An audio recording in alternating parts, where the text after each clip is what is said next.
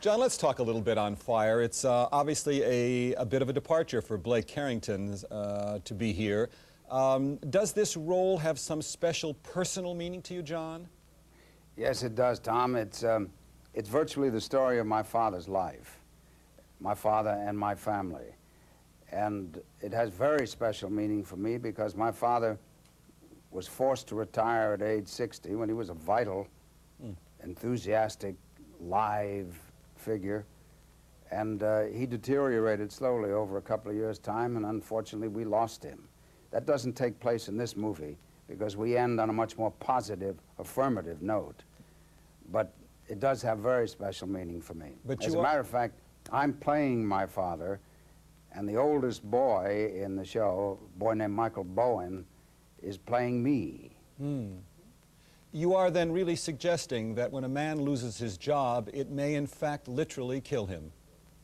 I'm suggesting that with the tremendous advances that are being made today in medicine and science, that the lifespan of a man is incredibly longer than it was. For example, in 1900, age 47 was the expected lifespan of a man. It's now closer to 75 and will increase as the years go on.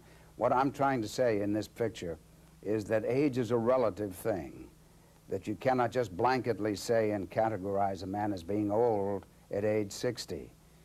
I hope that the audience gets from it the very strong fact that a man should have a wide variety of outside interests. If he's solely concerned with work, as a lot of people were in my father's lifetime, when that work is torn away from him, or when he has to diminish his work, it could be very, very troublesome, both to him and to his family. To be sure. John, I'd like to ask you a double question, if I may. One slightly personal, the other more general. The general question is, do you see the forced retirement of actors in Hollywood, in America generally, when you reach a certain age? And may I ask you, sir, your age? My age, I'm 68. And I feel considerably younger than that. May not look it, but I feel considerably younger. Indeed, you look it. No, I don't think so. One of the good things about being an actor, or being in my profession, is that as long as you've got your talent, as long as you've got your marbles intact, you can continue to work. And I have no intention of retiring, because I think being part of the mainstream of life is a very, very important thing for a man. I may diminish my work over the years, and I may move more into production than in acting. But I'm certainly not going to retire. May I ask a little bit about Dynasty, which is where you have just risen to such super-duper stardom. First, a couple of questions. How is Dynasty faring? We read from now and again that Dynasty may be losing some of its audience, etc. What's the feeling? What's the real report on Dynasty at this point? When you've been on for 7 years, Tom, you have some problems. Television is such an incredible eater-up of scripts, of writers, of ideas. Being on, as we are, for 30, 28, 29 shows a year, it's very, very difficult to keep up the level of storylines. And regrettably, we had a little bit of problem.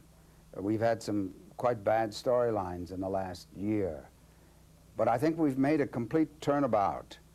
And I think if you have at all seen the last 2 or 3 shows, you'll see that we're on a totally different level than we were before. Much more in line with what the show should be. Who does John Forsythe in real life prefer, Ms. Evans or Ms. Collins?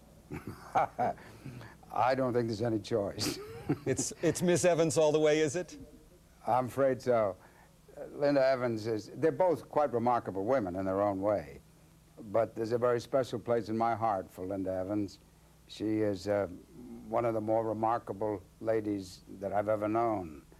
Totally unlike actresses. Actresses, I hate to generalize again, actresses are generally a little more self-centered. They're much more concerned with themselves. She is the most cooperative, the most vibrant, and one of the more honest and decent human beings I've ever come across.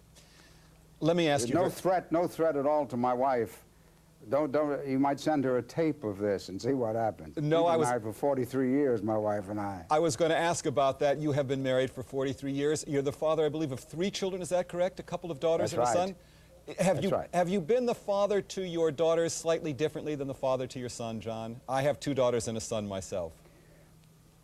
Well, I think obviously fathers, in some sense, favor their daughters, but I think really I've tried over the years to be as good a father as I could possibly be. I'm sure I could have been better, but I think that I think I've been a good father to all of them. My kids have turned out well, which is a good thing. We've not had any problems in our family.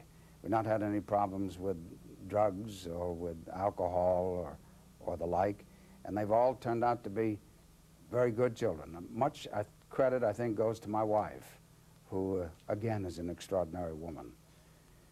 And whatever contribution I've made, I think, is important as well.